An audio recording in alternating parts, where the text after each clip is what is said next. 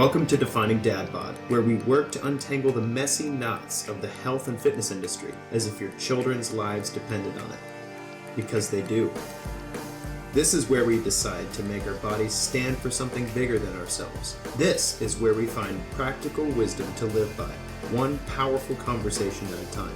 May the words spoken here inspire you to keep moving forward no matter where you are. Who knows who you could be if you could become 1% better every single day.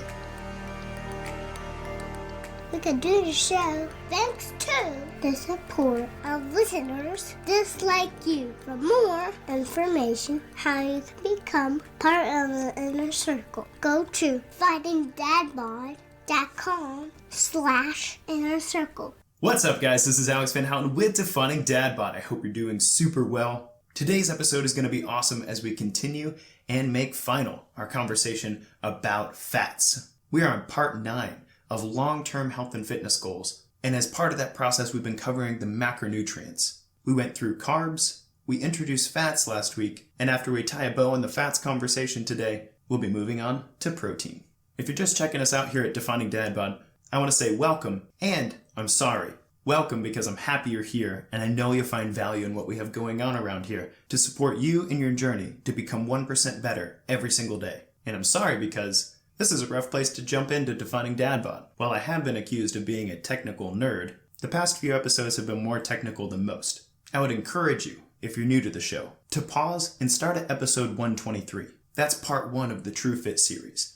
It's much more accessible, and it lays the groundwork for being able to appreciate the technical nerdiness that we're going to get into today. Before we get to fats, 2 pieces of show business. First, I want to say thank you to Ben for your raving 5-star review. He said, quote, "There are a lot of fitness and nutrition resources available, but it's quickly apparent that Alex is the real deal. The information is sound, researched, and actionable. Subscribe to this podcast if you want to upgrade your all-around well-being through sustainable action." Ben, I appreciate that, man. We'll keep it coming. And to all of you who have taken the time to leave us a raving review on iTunes, your feedback is appreciated and it's working. We are now in the top 100 health and fitness podcasts in the US. That's pretty solid given how competitive the space is. Don't worry, personally, I don't go to bed at night measuring the worth of what we do around here on podcast chart numbers. But one of the things that we're working to do around here is to cut through the garbage of the health and fitness industry and make it simple and practical for real-life people to do right by themselves and their families. The better rated we are on the charts, the more likely they are to find us on iTunes. So if you find this episode valuable and others like it, then take a couple minutes to tell us and new listeners what value you found with Defining Dad Bod. And that brings me to the last piece of show business before we get to fats, and that is our Patreon offering this month. The free content of Defining Dad Bod on social media, here on the podcast, and on YouTube is funded by listeners just like you. And while we accept one-time donations on our site, we use Patreon for monthly pledges, and the majority of our listeners support us that way. This month, if you pledge $5 or more on the Patreon page, that gives you access to 12 weekly dietitian-written meal plans. That's over 100 breakfast, lunch, dinners, and snacks, complete with recipes and grocery lists, to help guide you in the realm of ideas when it comes to planning your week for your family. These resources were put together by my wife, who's registered and licensed in the state of Arkansas as a dietitian. Also, she's much pickier about the food she eats than I am, so it's a lot more enjoyable than just chicken breasts and broccoli for every meal. Hashtag bodybuilder meal plans. You can get access to that at patreon.com/definingdadbod, or the direct link to that post is in the show notes below. And if you're listening to this and you're already a Patreon supporter, there's no need to re-pledge. Just click the link and you'll have access right there. That's patreon.com/definingdadbod. Thank you so much for your continued generous support of what we're doing around here. It's making a difference, and I hope you can tell. Now it's time to talk about fats, and how our body can burn them better as a fuel source, and also their role in building important hormones that affect everything from energy and water retention to muscle tone and libido. Let's dive in.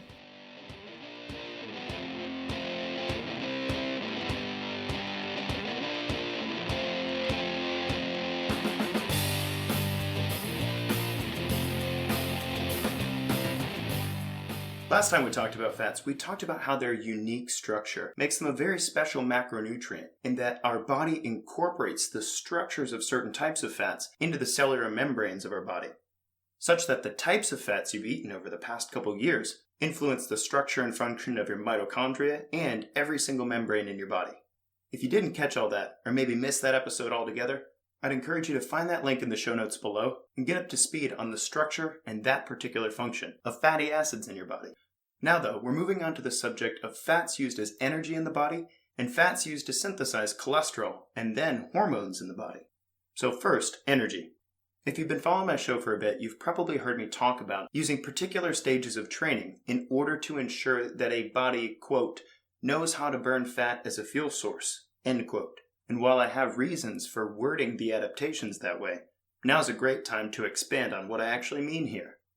Just like carbohydrates, fatty acids can be utilized to create ATP to power the important mechanisms and reactions in the body.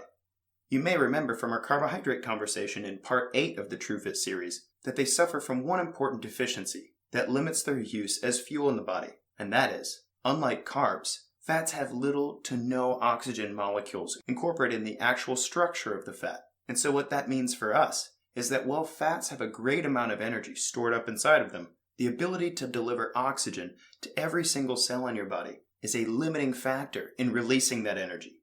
So when I tell people that when we start in our initial phases of training, that we're going to do some things with nutrition and going to do some things with exercise that, quote, teach their body how to burn fat as a fuel source, it would be more accurate to say, we're going to get really good at oxygen deliverability so that your cells have all the oxygen they need to burn fat as a fuel source when we go to the later stages of training.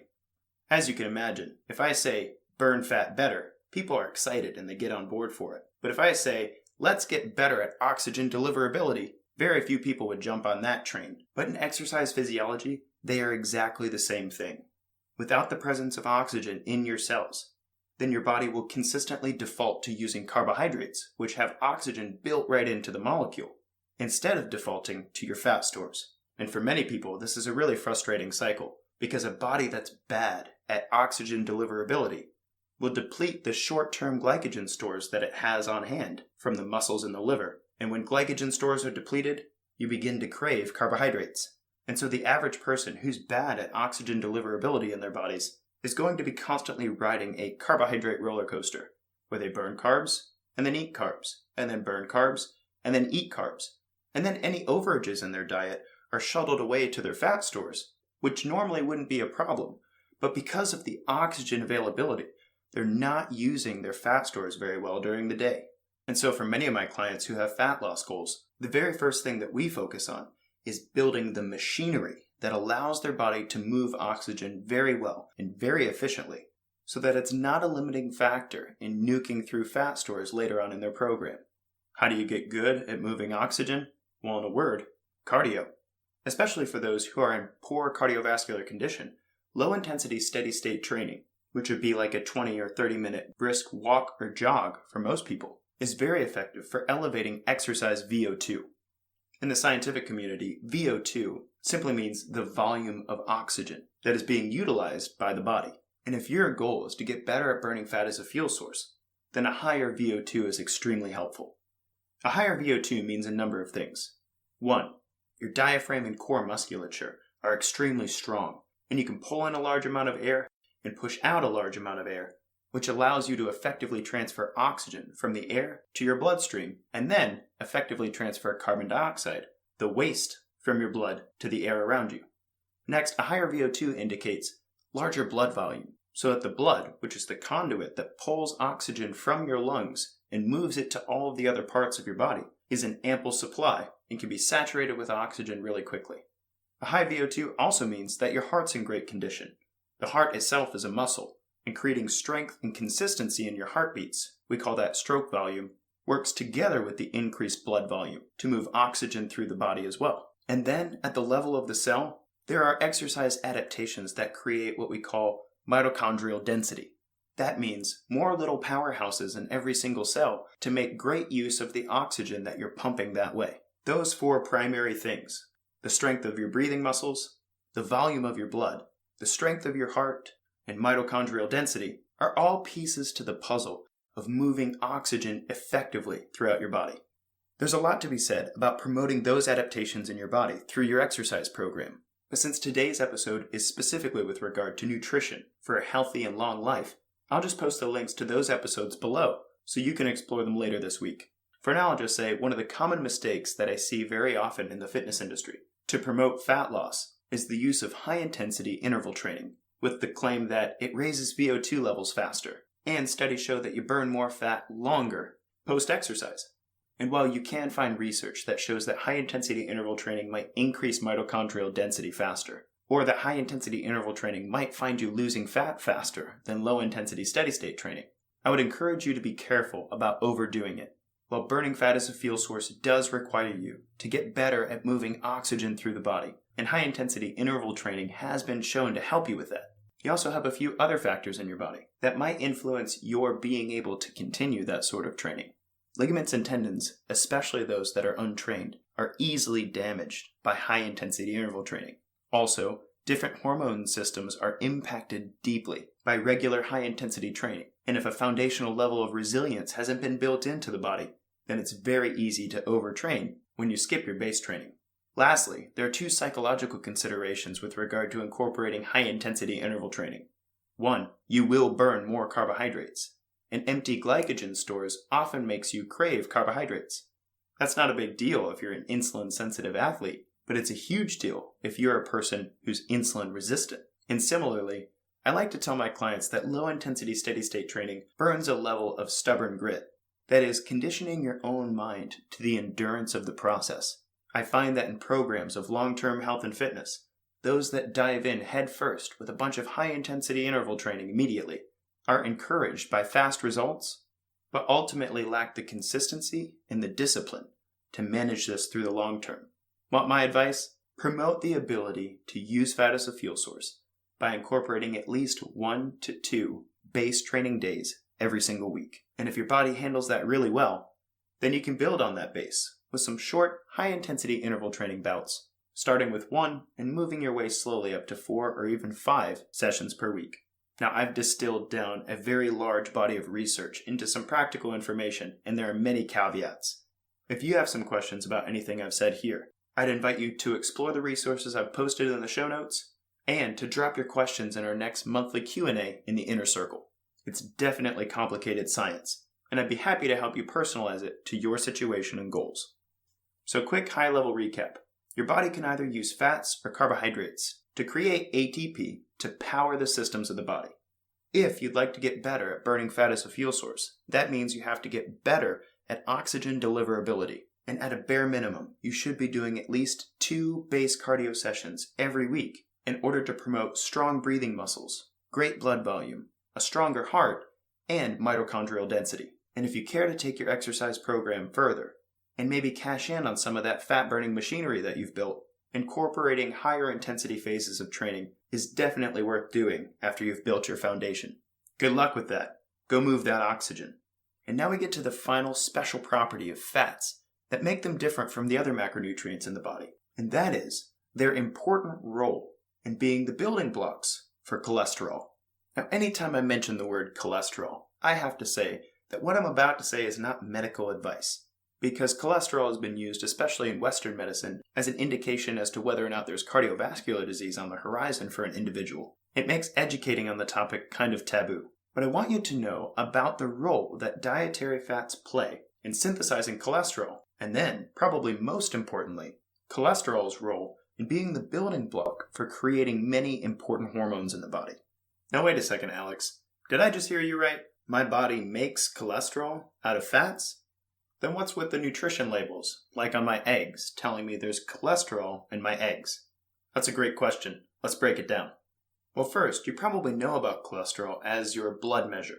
If you go in for your yearly, you at least get total cholesterol, HDL, LDL, triglycerides, and glucose measured. Now, total cholesterol is the amount of cholesterol that's actually present in your blood. And the cholesterol in your bloodstream is actually headed to do certain jobs within the body. Some cholesterol is actually used to build cell membranes. Remember, every cell in your body is wrapped in what's called a lipid bilayer. That is, fat molecules that you've eaten, which we covered in part 1, and other things, like insulin receptors, or even cholesterol molecules, to hold everything together and to perform different functions. Cholesterol in the bloodstream is also used by several other tissues in the body to synthesize different hormones. Testosterone, estrogen, and progesterone are all synthesized from cholesterol molecules, as well as vitamin D, which is then later changed to calcitrol, promoting calcium absorption and strong bones, and aldosterone, which has several functions, one being water regulation in the body. My main point here is that total cholesterol floating through the bloodstream is an insanely important part of upkeeping different metabolic systems in the body, hormonal processes in the body, and repairing tissues in the body. And the cholesterol in your bloodstream comes from two different sources. About 20% of your total cholesterol, plus or minus a bit depending on the source that you look at, comes from your dietary cholesterol. That is, the cholesterol in your dairy products, your eggs, your beef, that have been digested by the body and then incorporated into the bloodstream. The other 80%, again plus or minus depending on the source that you look at, is actually synthesized by the liver. The liver is a very powerful organ, and it can use acetyl-CoA, which can be created from fats, carbohydrates, and even proteins, in order to synthesize its own cholesterol. And it turns out that different genetic factors and internal stressors on the body signal the liver to create as much cholesterol as your body needs in order to function well. Where this becomes a problem for people is, let's say you have a genetic predisposition to have a large amount of cholesterol created by your liver, and you have a diet high in cholesterol, and you have a large amount of internal damage in the body that's requiring an increased regulation of cholesterol from your liver to keep ample amounts in your bloodstream. That's the perfect storm to have a very large amount of cholesterol floating around in you on a regular basis. Is that a problem? Well, it turns out it depends on how your body's actually moving that cholesterol. Cholesterol, like fats, is not water soluble, and so it requires shuttles, called lipoproteins, to allow it to get from the liver to other places in the body. On your yearly, that shows up as HDL and LDL, high-density lipoproteins and low-density lipoproteins. And while there's a raging debate right now, especially in the medical community, about what's more important, total cholesterol, LDL particles and what size they are, or perhaps more importantly, what ratio does HDL exist in relation to total cholesterol, I'm not going to speculate much here. For our part, I just want you to know that the fats that we eat on a regular basis are important to our body because they're used in the synthesis of about 80% of the cholesterol that our body's going to use in order to create testosterone, progesterone, estrogen, aldosterone, and even vitamin D. I remember coaching a young bodybuilder who had asked me and a registered dietitian that I worked with to help him get better results. He had just started to cut for a show, and we had his blood work sitting in front of us. He was eating around 30 grams of fat per day, which for a 210-pound young man is not a lot of fat. And he couldn't figure out why he was so tired and depressed all the time. I was shocked when we got his results. He was 23 years old, and his testosterone was the same level as what you would think a 70-year-old man should be. And when we started talking about it, he said, "Should I start doing hormone replacement therapy?" And I told him that while it was his option, definitely, to add an external source of hormones to his system, I wanted to draw his attention to another number. His cholesterol was 90, and his high-density lipoprotein was 12. Now, if you haven't looked at a lot of these blood tests, then those numbers mean nothing to you. But for a young guy his age, his total cholesterol would have been much more healthier, around 150 to 200. And his HDL, for somebody who lifted weights all the time, should be as high as 70, 80, or 90. So he had far less than half of the cholesterol required for his body to create testosterone from. And you wouldn't tell it by looking at him. The dude was a mountain of a man. He was the kind of guy you would see on Instagram, taking selfies in the mirror after his workout, while you were thinking, man, I'd love to look like that dude. But here he was in front of me, depressed, exhausted, low libido, and reported that he hadn't felt like himself in months. After the registered dietitian and I conferred on his case, our advice was to incorporate many more healthy fats into his diet. "Won't that hurt my cut?" he said. My response was, "It's possible, and perhaps you can incorporate these changes after your show, but either way, what's more important to you? The lowest body fat possible, or the vitality of being able to build your own hormones from the inside out?" He had to think on that. But a few months later, when I caught up with him, he was in a much better spot and reported that he had decided to incorporate more fats on a daily basis. And contrary to his fear, he was still shredded. My point here is that dietary fats are an important component of creating hormones. And while cholesterol gets a bad rap for being linked to heart disease, it has very important functions in the body as well. And so what do we do with all this information? By now you know that the structure of certain fats is actually a very important part of building high-quality, efficient mitochondrial and cellular membranes throughout the body. You also know that fats can be used as a fuel source, as long as there is enough oxygen that makes it to the cell, and that it's your job to promote that if you care to keep a healthy body composition for the long term. And lastly, now you know that fats have an important role to play in restoring the body's tissues and building hormones, as they're used to create cholesterol in the liver. My practical advice for you is to begin journaling your food so you can see what the primary sources of fats are in your day. And then, once you become aware of those sources of fats, to begin working to shift your diet toward a healthier omega-3 to 6 ratio by limiting hydrogenated and partially hydrogenated oils and synthesized oils like palm oil, and incorporating more polyunsaturated fats. My favorite sources are sardines, mackerel, salmon, and eggs. And when it comes to saturated fats, like the ones found in butter, red meat, and dairy, limit those if you have reason to believe that you might have the genetic predisposition to have a difficult time clearing fats from your bloodstream. If you've gotten a genetic test done, things like the ApoE4 genetic mutation, which I have,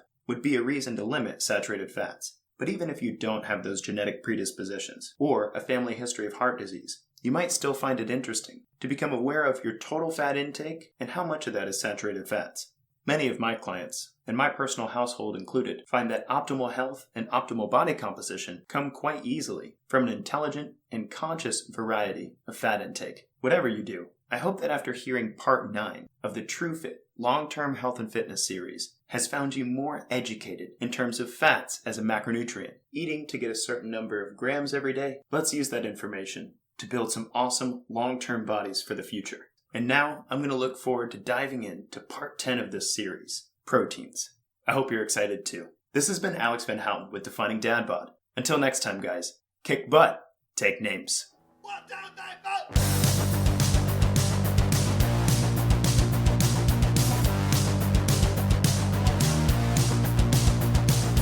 The free, practical advice and conversations here remain unbought and unbiased, thanks to the support of listeners just like you. If this episode's been helpful to you, please share it with somebody in your life who you know it will benefit.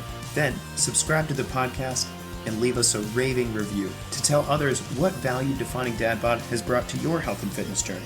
And finally, if you want more Defining Dad Bod, consider joining our online community. We send a lot of free perks and resources your way, and I, Coach Alex, go live every month to talk through our listeners' health and fitness questions to make the practical science of this show applicable to everyday life. Everyone's welcome, and we'd love to have you. For more information about joining the Inner Circle or becoming a supporter of the Defining Dad Bod podcast, go to definingdadbod.com/inner circle. That's definingdadbod.com/inner circle.